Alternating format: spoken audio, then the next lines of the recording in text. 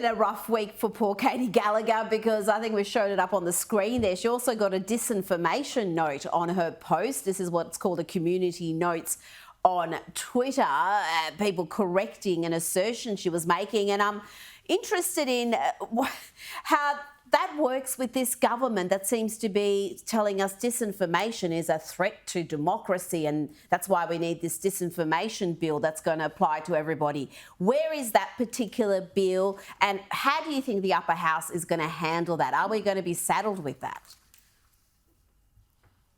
Yeah, look, I think they're both coming. That one's disappeared. The misinformation bill's disappeared off the radar. It received, I'm told, 23,000 submissions at a similar stage or an earlier stage with an exposure draft. So, people don't write and put in submissions when they love a piece of legislation, I can assure you. That I think they're only releasing about 2,500 of those, by the way, because it's, all the usual reasons, too much bureaucratic red tape, and, they don't have time and resources and all that sort of thing. But people are onto this. The misinformation bill, a bit like the digital ID bill, are both of great concern to the Australian people. I don't know where that's up to. It's been put back on the shelf. I expect we will probably in the new year see a slightly less worse version of the misinformation and disinformation bill. But ultimately, these are the same bills which are being introduced all across the West, all at the behest of big corporates and the World Economic Forum, I have to say, to get that tinfoil hat on again. This is a bigger picture push than just Australia itself.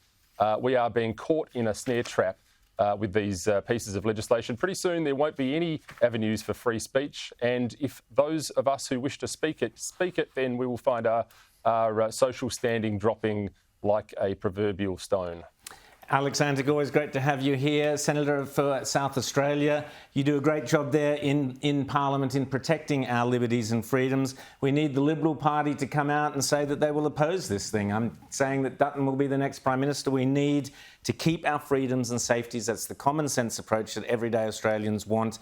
Thanks for the great work. And as you say, we've got to get everyday Australians to get online and oppose this idiotic idea, yet another ideological bit of idiocy from Labor. Thanks so much, Alex Antic.